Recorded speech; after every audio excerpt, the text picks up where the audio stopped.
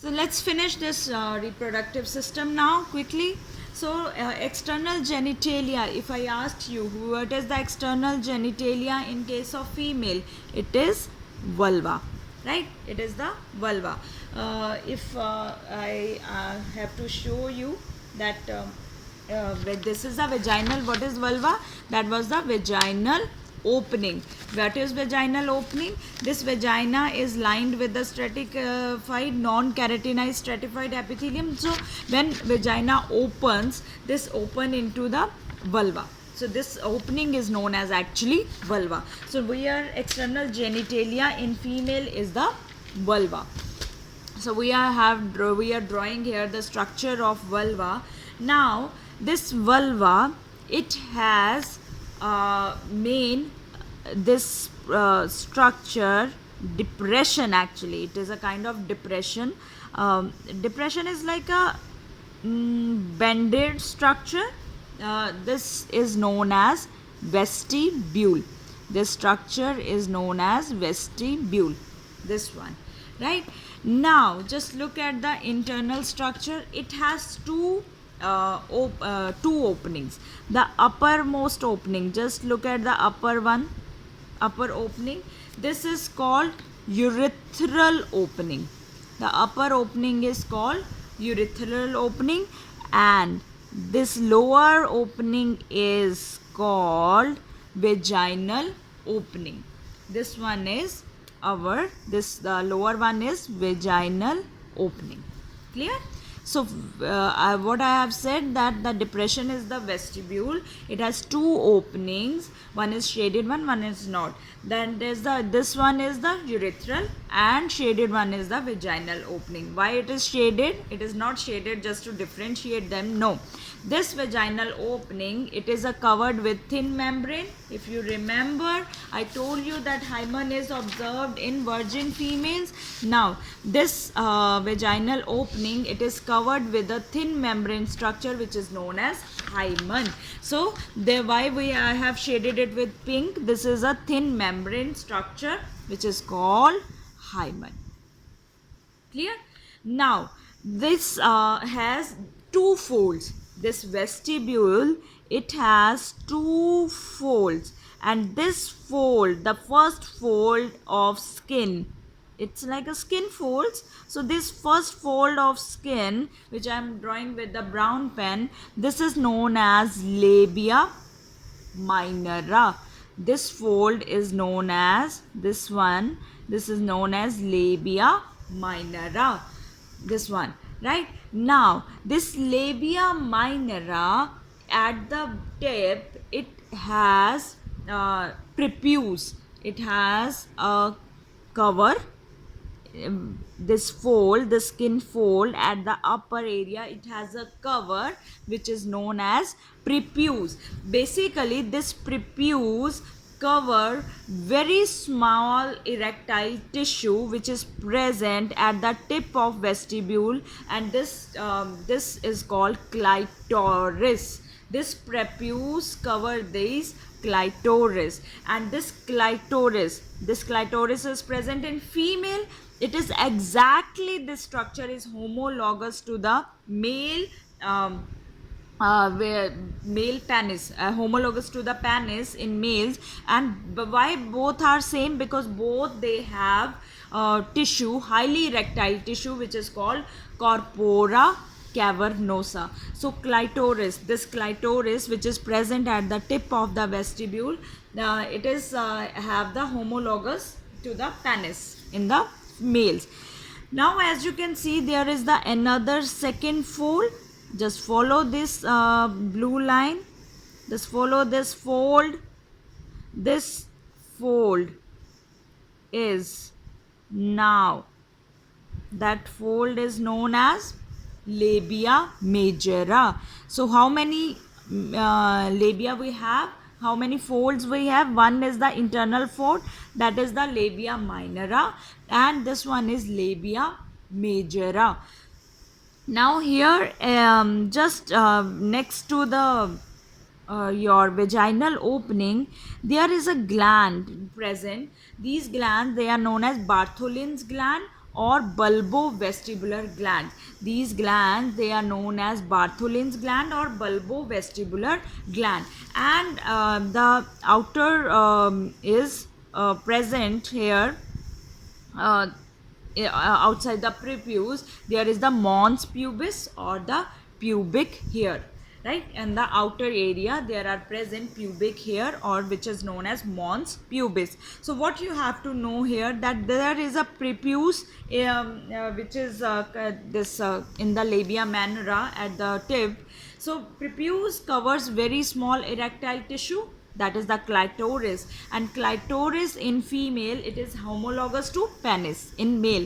Why it is homologous? Because both have the same erectile tissue, that is the corpora cavernosa.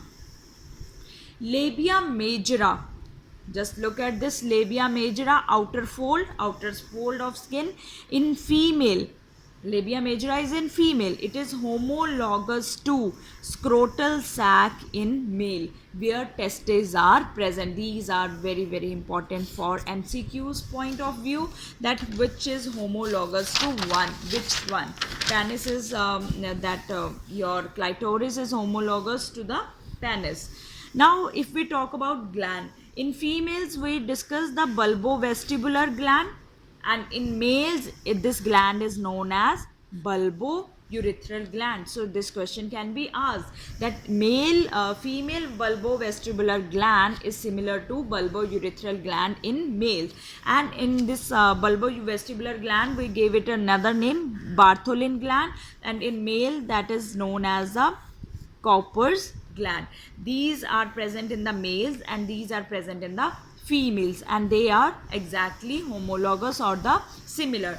So last gland we have to discuss. First we discussed about the bulbovestibular gland or Bartholin gland. Then is the last one is the mammary gland, or they are known as the breast.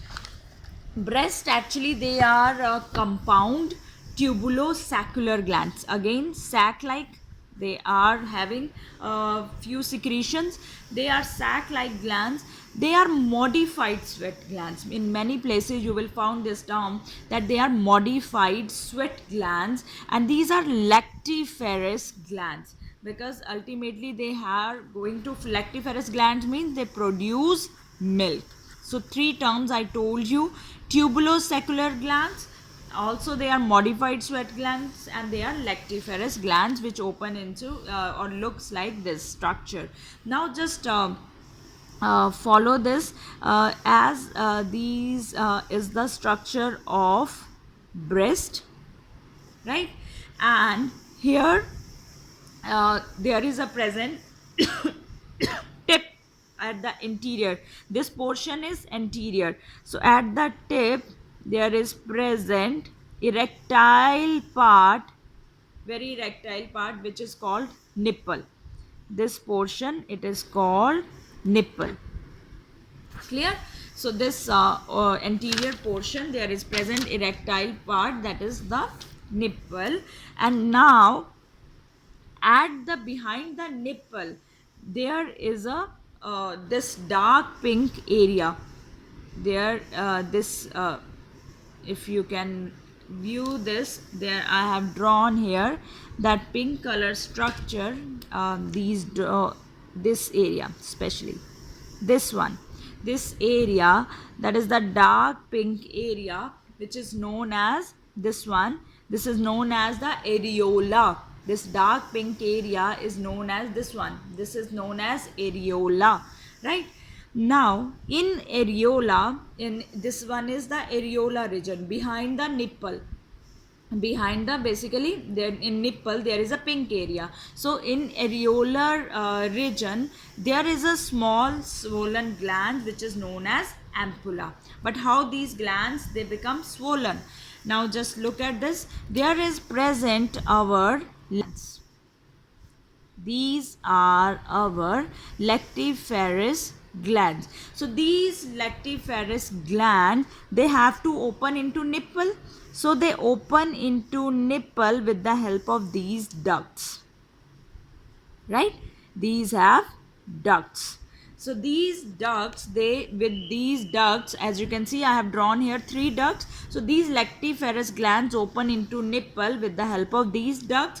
But these ducts, they get swollen. They get swollen like this. They get swollen in which region? In the areola region. Behind the nipple, there is present areola region. So in areola region, these glands, they swell, lactiferous gland, they swell, and the swelling part is known as, this part is known as ampulla. This part is known as ampulla. Quickly revise this.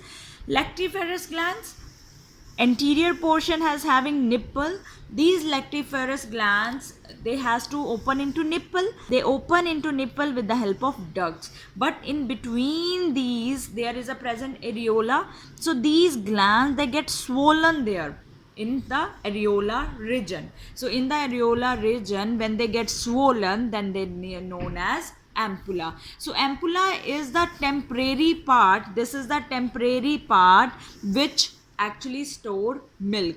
And the function of lactiferous gland,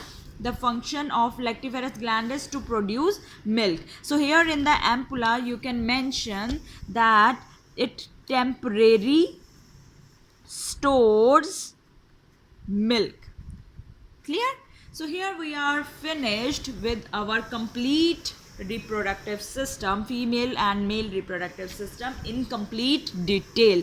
After watching these videos, just go through NCERT ones. You will be very good idea about the things. You will be very confident about when you will start solving your MCQs. I'm very sure about that. So I will meet you in my next video with another very important topic, that is about the gametogenesis, spermatogenesis and oogenesis. Till then, take care. Have a good day.